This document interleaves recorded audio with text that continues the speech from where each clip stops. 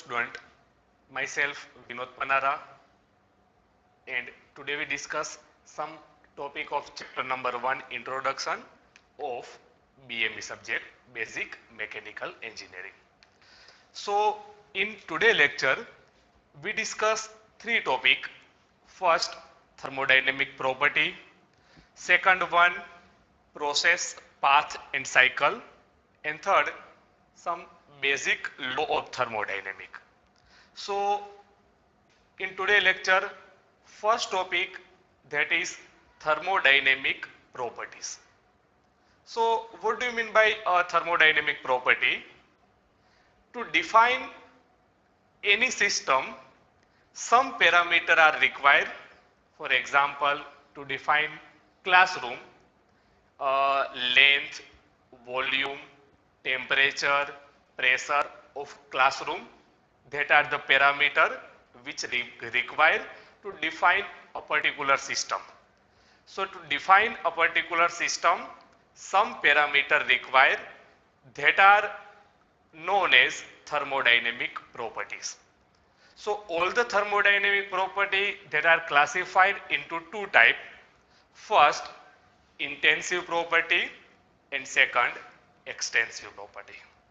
So first one, that is intensive property. So intensive property are the property which are not depend on mass of system, that are called intensive property. For example, pressure, temperature, velocity. These are the example of intensive property which do not depend on mass of system. Second one, that is extensive property. So extensive property means the properties which are depend on mass of system, that are called extensive property. For example, mass, volume, energy. So these are extensive property. So intensive property does not depend on mass of system, and extensive property depend on mass of system. Okay. Now second topic, that is process, path and cycle. So first one, process. So before discussing this topic, we know about state of system. So state means it is particular condition of system at particular time. For example, there is one classroom and temperature, there is some temperature, pressure of classroom at a particular time. So that is state number 1. After some time, temperature, pressure, something change. So that is state number 2. So state means it is particular condition of system at particular time. That is state. Now our topic, that is process. So if system transfer from one state to another state, or one equilibrium state to another equilibrium state, it complete one process. For example, in this diagram there is a state 1. It means a particular system which has pressure P1, volume V1 and temperature T1. Now after some time, pressure of system, that is P2, volume V2 and temperature T2. So if system transfer from state 1 to state 2, it complete one process. Okay. Second one, that is path.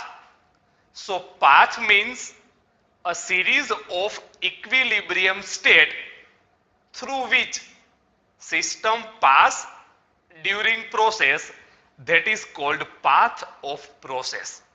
For example, in this PV diagram, this 1 means state 1 and 2 represent state 2 of particular system.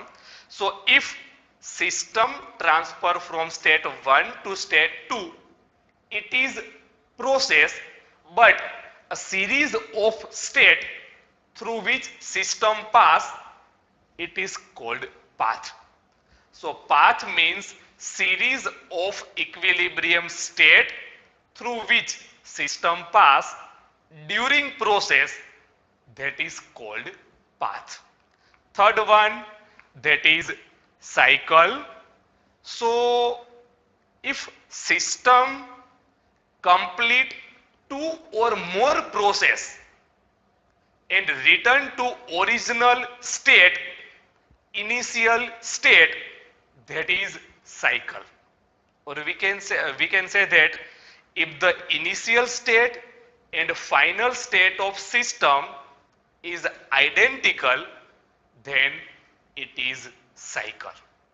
So if system complete two or more process and return to original state, it is one cycle. So this is all about process, path and cycle. Now third topic of this lecture, that is law of thermodynamics, and in this topic we discuss three law: zeroth law, first law and second law. So first one, that is zeroth law of thermodynamics. So now we discuss a statement of zeroth law, that is if body A and B are in thermal equilibrium with a third body C separately, then body A and B are also thermal equilibrium with each other. Now this explained with this diagram. There are three body A, B and C. Now first condition, that is body A and body C are thermal equilibrium with each other. What do you mean by thermal equilibrium?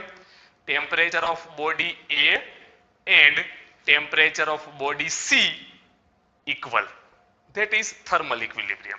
So first condition, body A and C are thermal equilibrium with each other. Second condition, body B and body C are thermal equilibrium with each other. That is second condition. It means temperature of body B and C equal. So by zeroth law, body A and body B are also thermal equilibrium with each other. It means temperature of body A and B also equal. So according to zeroth law, if body A and B are thermal equilibrium with body C, then body A and B are also thermal equilibrium with each other. That is zeroth law of thermodynamics. Now we discuss first law of thermodynamics. So according to first law, energy neither created nor destroyed, but it transfers from one form to another form. For example, now consider there is a one system in which if we supply heat energy, that is Q, and the system produce work, that is W. So change in total energy of system, that is delta E, is equal to heat supply minus work produced. So that is delta E is equal to Q minus W. That is main equation of first law of thermodynamics. Now there are two cases.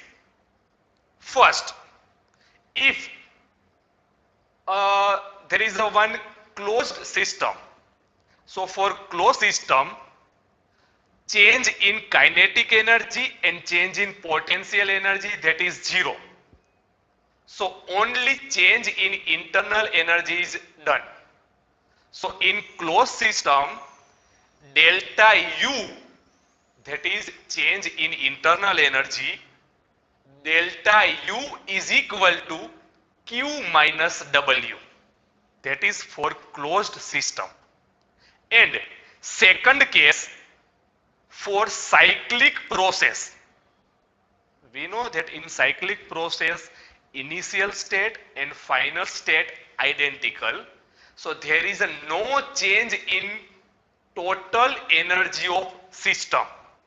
So in cyclic process delta E is equal to 0 here. So Q minus W is equal to 0 for cyclic process. So this is about first law of thermodynamics. Energy neither created nor destroyed, but it transfer from one form to another form. Then we discuss second law of thermodynamics. So there are two statements for second law of thermodynamics. First, Kelvin-Planck statement, and second, Clausius statement. So we discuss first one, Kelvin-Planck statement. So according to this statement, it is impossible to make an engine which is having 100% efficiency. So no engine have 100% efficiency. Efficiency of any engine always less than 100%. And second statement, according to Kelvin-Planck statement, if heat energy supplied to a device engine from source, then it is impossible to convert this heat energy completely into work. It is not possible. Now this explained with this diagram. So first one, what do you mean by source? It is a heat reservoir which supply heat energy. This E means particular engine, and this sink means it is heat reservoir which receive heat energy. So source supply heat energy, sink absorb heat energy. Now according to this diagram, if we supply heat energy Qs to the engine, then engine produce some amount of work and reject some amount of heat to the sink. So this work produced by engine is not equal to heat supply.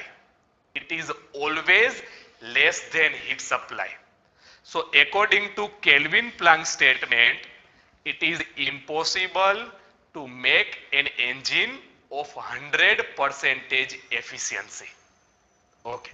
Second one, that is Clausius statement. So before discussing this statement, we take one example for a better understanding. There are two substances which are in contact with each other. Temperature of first substance, that is 25 degrees Celsius, and temperature of second substance, that is 12 degrees Celsius.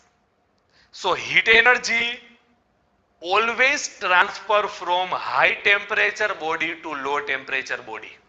That is basic concept. 25 degree to 12 degree.